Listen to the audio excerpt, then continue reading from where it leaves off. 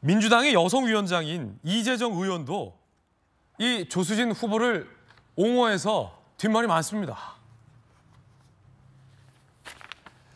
이재정 의원이 여성위원장인가 봐요. 보도에 따르면 의원 단체 채팅방에서 A 의원이 조수진 변호사 가해 이력을 공유하며 우려를 표명하자 이재정 의원이 이런 사례들로 재단해선 안 된다 라며 조수진 후보자를 옹호한 것으로 전해졌습니다. 편을 들은 것으로 전해졌습니다. 보도에 따르면 두 사람은 평소 친분 관계가 있는 것으로 알려지고 있습니다. 그러니까 이 대목을 보더라도 어제 오후까지만 해도 이 대표가 적극적으로 두둔했고 민주당의 여성위원장도 그렇게 재단하면 안 된다라고 조수진 후보자를 편드는 기류가 강했다. 진수희 장관님 어떻게 보십니까? 네.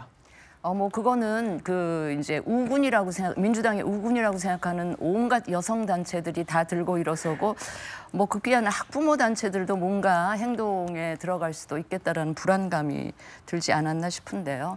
이 과정에서 보면 진짜 검증 과정에서 민주당의 무능과 무책임이 드러났을 뿐 아니라 이 박용진 후보를 날리기 위해서 온갖 무리수를 쓰다 보니 결국은 일어나고만 참사, 자책골 이렇게 볼 수도 있는데 선거 잘 하시겠지만 두 번이나 후보자가 도덕성 시비로 공천이 끝났는데 같은 지역에서 연이어 취소되거나 사퇴하는 사례는 전례를 좀 찾아보기 힘든 일 아닙니까, 장관님? 그렇죠. 그래서 제가 어제부터 계속 강조하는 게 저런 후보를 박용진 후보를 날리기 위한 대안으로 대체제로 이 선택을 하는 민주당을 보면 이재명 대표를 비롯해서 민주당 전체의 어떤 도덕성의 수준, 그 자질의 수준을 말해주고 있는 게 아닌가 싶은 생각이 드는데 저는 저 조수진 변호사가 인권 변호사인 거는 맞는 것 같아요. 네.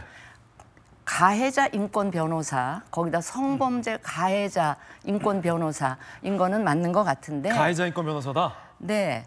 물론 가해자에게도 인권이 있죠. 가해자도 변호받을 권리 있고요. 방어권이 보장받아야 되지만 그러나 저런 가해자를 변호하는 방식이나 내용이나 그 변호 논리, 논거들을 저는 이해할 수가 없다는 겁니다. 피해자에게 오히려 책임을 묻거나 아버지까지 거론하는 등의. 그러니까요. 그러니까 변호사 윤리에 위반이 안 되는 범위에 있다 이렇게 얘기를 하지만 저는 변호사 윤리 규정에 가해자를 변호한다고 해서 그 피해자에게 2차, 3차 가해를 해도 좋다는 그런 규정까지는 저는 허하고 있지 않을 것 같고요. 제가 분개하는 또 다른 대목은 사건의 비슷한 사건의 수임을 위해서 조수진 변호사가 자신의 블로그에 쓴 글이 저를 너무나 분노하게 만들었는데 어떤 글 말씀이십니까? 그러니까 보통 이 성범죄 사건은 국민 참여 재판을 많이 하게 된다.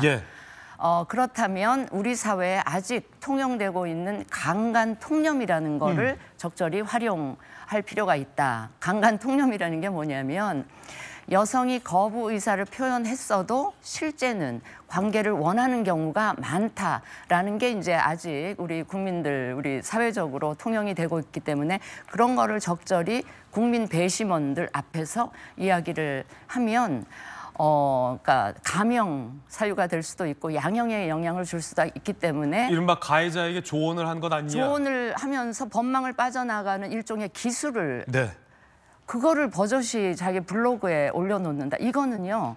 그 범죄 가해자로 하여금 앞으로 이 범죄 말고도 재범, 상습적인 성범죄를 해도 그렇게 크게 지장이 없겠다는 약간의 동기까지 부여하는 그런 결과를 낳을 수도 있는 이런 내용을 가지고 변호를 해왔다. 저는 도저히 제 상식으로는 용납이 안 되는 일이라고 봅니다. 조수진 후보의 과거 이 변론 논란이 하룻밤 지나고 엄청나게 많은 사례들이 나오고 있습니다. 성범죄 피해 여성에게 당신은 피해자다움이 부족하다. 라는 것을 지적한 것으로 전해져 논란이 일고 있습니다. 지난해 30대 여성 환자를 성추행한 한의사를 변호하면서 저 여성, 피해 여성은 일반적인 성추행 피해자 모습으로 보기 어렵다. 라고 변호했던 대목도 논란이 됐습니다. 피해자다움의 행동 양식이 존재한다거나 그것이 부족하다고 하여 진술을 믿기 어렵다고 단정해서 안 된다. 오죽하면 재판부가 저렇게 질타했겠습니까?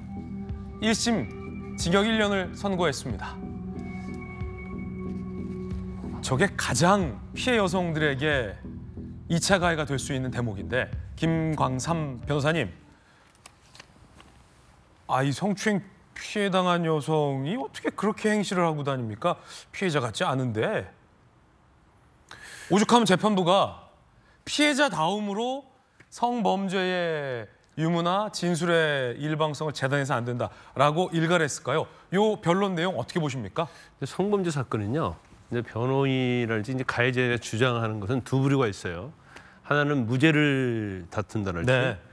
하나는 죄를 인정하고 합의를 한다랄지 선처를 바라는 두 부류가 있거든요. 근데 이제 무죄를 다투는 사건에서는 이게 합의에 의한 관계다는 주장을 많이 하죠. 그러면 합의한 관계면은 뭔가 피해자 의사에 반해서 성관계를 하지 않았다, 강제추행하지 않았다. 이제 그 주장을 하는데 거기에 대한 논거가 있어야 할 거 아닙니까? 그러면 범행 시점을 기점으로 해서 그 뒤에 일어난 일을 가지고 사실은 무죄 주장을 많이 해요. 그래서 그에 피해자가 만약에 강간이나 강제추행을 당했다고 한다면 바로 신고를 해야 한다랄지 아니면 피고인을 멀리한다랄지 여러 가지 태도를 보여야 하는데 태도를 보이지 않았다. 예. 그러면 그 이후에 그 관계를 보면 합의행 관계가 아니냐 이렇게 주장을 많이 해서 무죄를 주장을 하죠. 그래서 무죄가 될 때도 있고 되지 않을 때도 있어요. 그러니까 어떻게 보면 지금 조수진 변호사 한 사건은 제가 볼 때는 이제 무죄 주장인 걸로 보입니다. 그런데 피해자다움에 있어서 그러니까 피해자다움이라는 건 쉽게 말하면요, 범죄 이후에 피해자로서는 할 수 없는 행동을 했다는 거예요. 어쨌든 그런 걸 지적하는 게 2차 가해죠.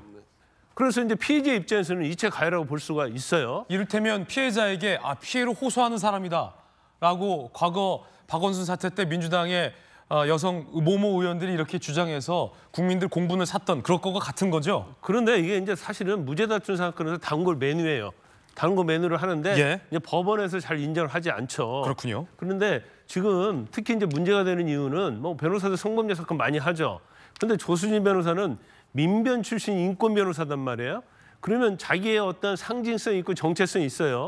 그러면 거기에 맞는 재판, 해야 할 재판과 수임해야 할 재판을 나눠서 해야 하는데 이제 본인은 뭐 자기는 외부적으로 내세우는 것은 나는 민변 출신 인권 변호사 하면서도 홍보한 걸 보면 그거와 반대되는 그런 블로그 홍보를 하고 그와 반대되는 사건들을 수임하다 보니까 이율배반적이다, 아니면 두 얼굴을 가지지 않았느냐 이런 이제 비판이 제기되고 있는 거예요. 그렇군요.